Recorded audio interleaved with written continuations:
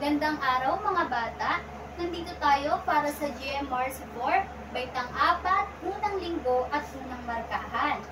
Para sa ating unang aralin, na pinamagatang sariling kakayahang mag-isip at magmahal na natatangi sa tao. Narito ang mga dapat mong makamit at matutunan ng mga kasanayan.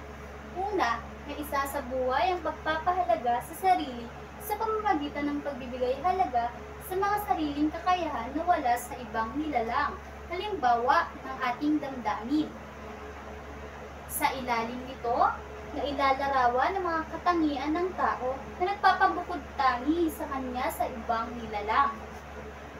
Pangalawa, na ipaliliwanag ng sarili sa kakayahang mag-isip at magmahal na natangi sa tao, ay magagamit niya upang makagawa ng mabuting gawi.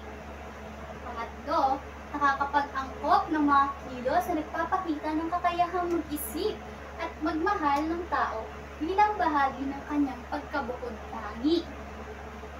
Bago natin tuluyang talakayin ang ating aralin, ako muna ay may pasasagutan sa inyo. Basahin ang mga sumusunod na sitwasyon, tukuyin kung nagpapakita ito ng pagmamahal sa kapwa. Isulat ang oo o hindi, sapat lang. Ang una, namigay ng tulong si Mona sa mga biktima ng kalamidad sa kanilang lugar. Ano ito? Oo ba o hindi? Oo. Tama! Oo! Dahil ang pagbibigay ng tulong ay tamang gawi. Ito man ay maliit o malaki. Pangalawa, sinira ni Ana ang bag ng kanyang kaibigan dahil naiinggit siya rito. Ito ba ay tamang gawi o mali? Mali. Tama! Ang sagot doon ay hindi. Dahil ang paninira ng gamit ng iba ay nakakasakit. Pangatlo, inaway ni Lino ang kanyang kalaro dahil sa natalo siya nito sa paglalaro ng tumbang preso. Ito ba ay tamang gawi o hindi? Hindi. Tama, ito ay hindi tamang gawi. Minsan, kailangan natin tumanggap ng pagkatalo upang tayo ay matuto. Pang-apat, tumutulong si Monet sa pamamahagi ng mga relief goods sa kanilang barangay. Ito ba ay tamang gawi o hindi? Tama. Tama, ito ay tamang gawi. Sa aralin ito, ikaw ay inaasahang makapagpapakita ng tunay na pagmamahal tulad ng pagkalinga at pagtulong sa kapwa. Tignan ang mga larawan, ano ang ginagawa ng mga bata? Sa iyong palagay, anong ugali na mayroon ng mga bata? So, ito yung sinasabi dyan na larawan na inyong titignan. Ano nga ba ang ginagawa ng bata? Nililinis po. Tama, naglilinis. Ito ay isang paraan o simpleng paraan ng pagtulong sa ating mga magulang ang maglinis ng ating tahanan. Pangalawa, Niluluto po. tama, tumutulong siyang magluto sa kanyang nanay. Pangatlo, Tumutulong sa matatanda. tama, tumulong sa mga matatanda sa pagtawid. Ito ba ay may magagandang gawi? Opo. Tama, magagandang gawi dahil ang mga magagandang gawi ay pagtulong. Sabi dito, basahin natin ang mga sumusunod na mga pangungusap o parirala. Bigyang kahulugan ng mga salitang nakahilig. Sinasabi dito na ating bibigyang kahulugan ang tatlong mga nakasaad. Una, mabubuting gawain sa atin ay ipinamana. Naniniwala ba kayo na ang mga kaugalian o pagtulong o magagandang gawi ay naipapasa o naipamamana? Opo. Tama, naipamamana. Dahil ito ay naituturo ng ating mga magulang o kaninunuan. Pangalawa, mga kapitbahay sa ating pamayanan. Ano nga ba ang ginagawa natin sa ating mga kapitbahay sa ating pamayanan? Nakikipagkaibigan. Tama, nakikipagkaibigan. Ano pa? Tinutulungan. Tama. Ano pa? Minamahal. Tama. Sabi dito, ang ating mga kapitbahay ay ating dapat tulungan at mahalin. Dahil sa oras ng kagipitan, sila din ay isa sa mga tutulong sa iyo. Pangatlo, maging sino paman, mahalin at pagmalasakitan. Tama po ba ang nakasaad sa pangatlo? Opo. Ano ang mga dahilan kung bakit kailangan natin mahalin at pagmalasakitan ng ating mga nakakasalamuha? Dahil dito, nagkakaroon tayo ng magandang samahan sa ibang tao. Isa pa doon, pwede nila tayong tulungan kapag tayo naman ang nangangailangan. Tama ba? Opo. Tama! Sabi dito, basahin ang tula sa ibaba na may pang-unawa. Sabi, basahin na may pang-unawa. Tula na pinamagatang pagmamahal at pagkalingay ipakita, pagtulong sa kapwa'y ipadama, ni Mercita G. Pecas. Maraming paraan upang maipakita ang pagmamahal sa kaibigan at kapamilya. Mabubuting gawain sa ating naipinamana, kaya naman sa ating kapwa sa tuwing ay ipadama, mga kapitbahay sa ating pamayanan, guro ka mag-aral sa ating paaralan, lahat ng kasapi sa ating pamayanan, maging sino paman, mahalin at pagmalasakitan. Magpakita ng pagkalinga sa oras ng pangangailangan, lalo na sa matatandang wala ng lakas at kakayahan. Gayon din sa mga ulila, pulubi at may kapansanan. Kapag tulong mo ay kailangan, sila'y agad lapitan. Ugaliing magpakita ng pagmamalasakit sa kapwa. Sa paggawa nito, ay may matatamong pagpapala, maging matulungin sa oras ng pangangailangan. Ito ay nakakalugod sa Diyos na makapangyarihan. Napakagandang tula ni Mercita G. Pecas. Sabi dito, nararapat lamang na tayo ay mapagmalasakit sa ating kapwa, maging kawang gawa, at maging mapagmahal. So, ako ay may katanungan patungkol saan ang tula na ito. Pagmamahal. Pagmamahal, pwede. Pagtutulungan, tama. Ang ipinahihiwatig ng tula ni Mercita ay pagtutulungan, pagkawang gawa, pagbubukas palad, anumang sabihin na, o anumang ibigkas natin ay isang magandang gawi. Ito ay pagtulong at pagbubukas ng ating isipan at puso para sa mga nangangailangan. Bakit kaya naisipan itong gawin ni Mercita? Siguro po, dahil may mga taong hindi tumutulong kahit alam nilang may nahihirapan. Siguro po, upang mabuksan ng ating isipan na tayo ay dapat tumulong sa mga nangangailangan. Tama!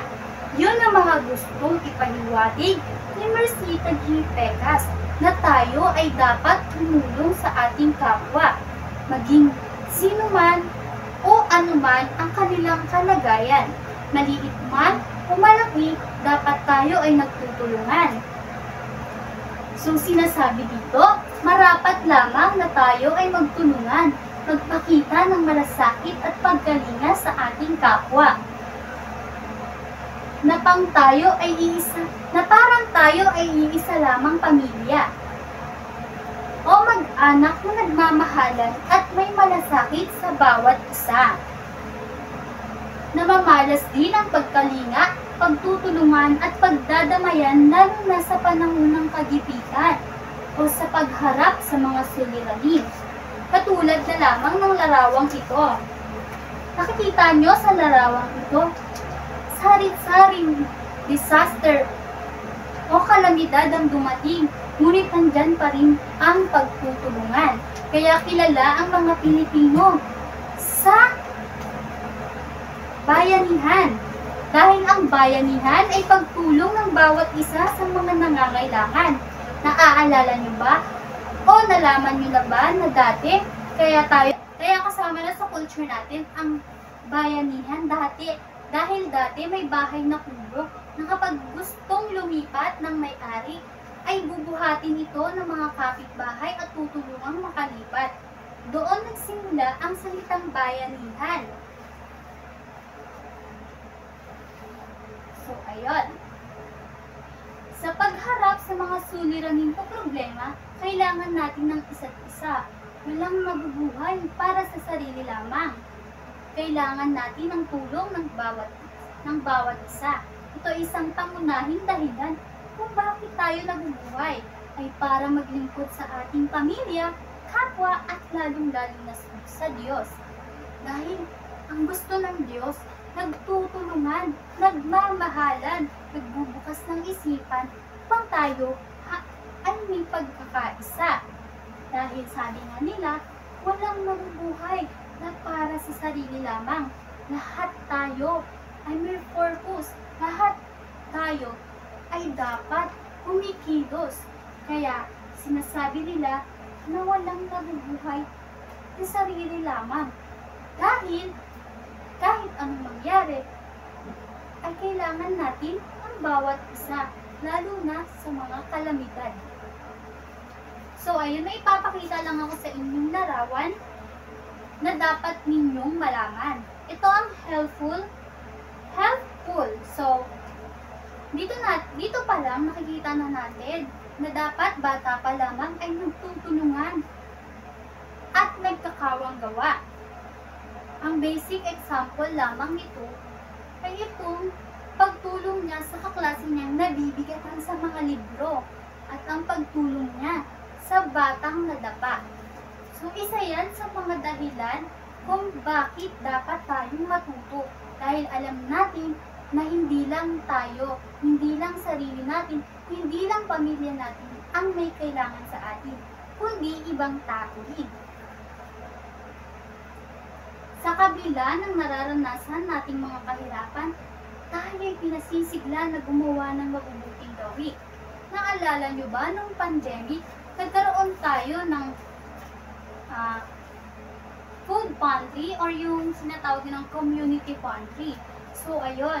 Ito yung pagbibigay ng mga pangangailangan ng mga tao nung panahon ng pandemya. Katulad na lamang ito. Pagbibigay ng mga magagamit pang kagamitan katulad ng damit, tsinelas, mga underwears, at pagkain. Ayun. Magpakita ng pagmamahal at pagmamalasakit at pagkalinga sa ating kapwa. Tama naman iyon. Tayo dapat ay nagpapakita ng pagkalinga at pagkawanggawa sa ating kapwa. Dahil nga sabi ko sa inyo, ito ay nakakatulong hindi lamang para sa atin, kundi para na rin sa nakararami. Napakasarap sa pakiramdam kapag tayo ay tumutulong. Dahil una sa lahat, kung sa walang magagalit sa atin, meron pang tao na magpapasalamat at magbibigay sa atin ng mataas na respeto. Panghuli, basahin ang mga halagang kaisipan mo at ng aralin ito. Tandaan mo na ang mabuting aral na nais ikintal sa iyong isipan, isabuhay at ibahagi mo ito sa iba. Sinasabi dito na ang matututunan mo ngayong araw na pagtulong, pagkawanggawa at pagbubukas isipan, lalo na ang pagmamahal, ay ibahagi sa iba. Hindi lamang upang matulungan sila, kundi para tumulong din sila sa iba. Gusto natin magkaroon ng kasiyahan sa buhay, kapiling ang ating pamilya, kaibigan at lahat ng ating nakakasalamuha sa araw-araw. Kung kaya't anuman ang kalagayan sa buhay ng ating kapwa, sikapin natin magpakita sa kanila ng tunay na pagmamahal tulad ng pagkalinga at pagtulong natin sa kanila. Sa oras ng mga pangangailangan, tama. Kailangan natin magpakita ng pagkawanggawa, hindi lang para sa ating sarili, kung hindi para na rin sa mga taong nangangailangan. So ngayon, Bago magtapos ang ating aralin, paano kaya natin maipapakita ang pagtulong sa kapwa? Pagtulong po sa mga nasalanta. Tama! Dahil nga ngayon napapanahon ng pagbaha. Diba't kakarating lang ng bagyong Juan, so ang daming nasalanta. Hindi lamang sa ating lugar, kundi sa marami pang iba. Kaya kayong mga nanonood, kayong mga nandito, matutong magkawang gawa. Hindi lang sa ating pamilya, kundi sa ating kapwa. Dahil ang pagtulong ay isa sa masarap na pakiramdam sa ating buhay. So, ayun lamang ang ating lessons for today. Naway may natutunan at may naisabuhay kayo.